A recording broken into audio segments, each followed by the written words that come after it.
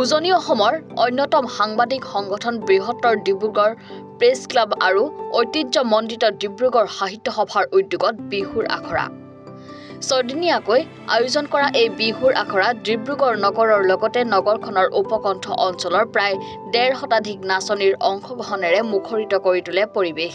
নৃত্যাংগন কলাকেন্দ্ৰ আৰু মূৰ্ছনা সংগীত বিদ্যালয়ৰ সহযোগত অনুষ্ঠিত আখৰাত বিশিষ্ট লোকবাদ্যৰ সাধক বৰবিহুৱা জিতেন দাস, বৰবিহুৱতী তথা নৃত্য প্ৰশিক্ষক ৰুবি গগৈ সন্দিকৈ, অনাতাঁৰ শিল্পী ভুৱন গগৈ, বিহুৱা বিতুপন দাস আৰু হীৰকজ্যোতি শইকীয়া উপস্থিত থাকি ছদিনীয়া আখৰা শিবিৰত বিহুৱতী বৰবিহুৱতী মৌ কুঁৱৰী বিহু নৃত্য সন্দৰ্ভত প্ৰশিক্ষণ প্ৰদান কৰে।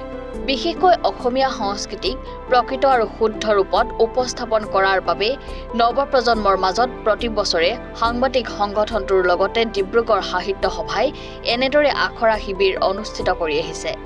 লগতে প্ৰতিটো বছৰে সাংবাদিকসকলে হুঁচৰি পৰিৱেশন কৰি আহিছে।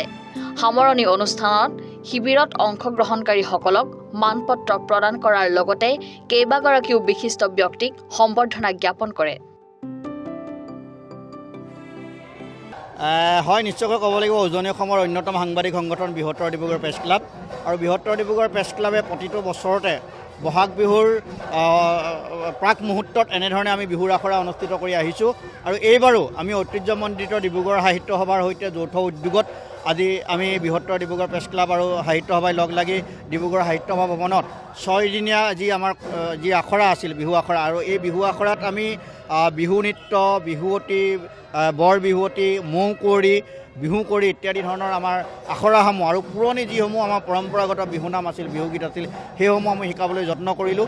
বিশেষকৈ ক'ব লাগিব সমল ব্যক্তি হিচাপে উপস্থিত আছিল আমাৰ সকলোৱে শ্ৰদ্ধাৰ লোকবাদ্য এগৰাকী সাধক জিতেন দাস ডাঙৰীয়া, বৰ বিহুৱতী তথা নৃত্য প্ৰশিক্ষক ৰুবি গগৈ সন্দিকৈ ডাঙৰীয়ানী আৰু বিশিষ্ট অনাতাঁৰ শিল্পী ভুৱন গগৈ ডাঙৰীয়াৰ লগতে আমাৰ বিহুৱা তথা ঢুলীয়া বিতুপন দাস আৰু হীৰকজ্যোতি শইকীয়াকে প্ৰমুখ কৰি 5জনকৈ সমল ব্যক্তি উপস্থিত থাকি আমাৰ এই 6 দিনীয়া আখৰাত অংশগ্ৰহণ কৰি নৱপ্ৰজন্মক শুদ্ধ ৰূপত বিহু প্ৰদৰ্শন কৰাৰ কাৰণে যি প্ৰচেষ্টা কৰিলে আৰু এই প্ৰচেষ্টাৰ ক্ষেত্ৰত আপোনালোকৰ পৰা যি সহযোগিতা আমি পালোঁ, লগতে ডিব্ৰুগড়ৰ লগতে ডিব্ৰুগড় নগৰৰ উপকণ্ঠ অঞ্চলৰ প্ৰায় 1.5-2 শতাধিক নাচনী আপোনালোকে দেখিছে ডিব্ৰুগড় সাহিত্য সভাৰ বাকৰি মুখৰিত হৈ পৰিছে ঢোলৰ গমগমনি আৰু নাচনীৰ গিৰিপনিত। গতিকে এনেধৰণে আমাৰ যিটো সংস্কৃতি আছে এই সংস্কৃতি শুদ্ধ ৰূপত আগবঢ়াই নিবৰ কাৰণে নৱপ্ৰজন্মক আমি উৎসাহিত কৰি আহিছোঁ বৃহত্তৰ ডিব্ৰুগড় প্ৰেছ ক্লাবে প্ৰতিটো বসন্তৰ প্ৰাক মুহূৰ্তত। আৰু আমি ক'বলৈ পাই আমি আনন্দ লাভ কৰিছোঁ যে আমি ডিব্ৰুগড়ৰ সকলো সাংবাদিক একত্ৰিত হৈ বিহুৰ আমি হুঁচৰি পৰিৱেশন কৰোঁ। পৰম্পৰাগতভাৱে যি হুঁচৰি আমাৰ অসমীয়াৰ সংস্কৃতিৰ অন্যতম প্ৰাণ বুলি ক'ব লাগিব বিহুৰ, এই হুঁচৰি আমি পৰিদৰ্শন কৰোঁ আৰু এই হুঁচৰিৰ প্ৰাক মুহূৰ্তত এনেধৰণে আমি কেইবাদিনীয়া আমি আখৰা আমি ইয়াত অনুষ্ঠিত কৰোঁ। আৰু আখৰাৰ আজি অন্তিমটো দিনত আপোনালোকে দেখিছে ডিব্ৰুগড়ৰ সকলো বিভিন্ন ধৰণৰ জাতি জনগোষ্ঠী তথা বিশিষ্ট লোকসকল আহি ইয়াত উপস্থিত হৈছেই। গতিকে ইয়াৰ জৰিয়তে আমি আগন্তুক ৰঙালী বিহুৰ সকলোকে আমি পুনৰবাৰ আন্তৰিকতাৰে ওলগ তথা শুভেচ্ছা জ্ঞাপন কৰিছোঁ।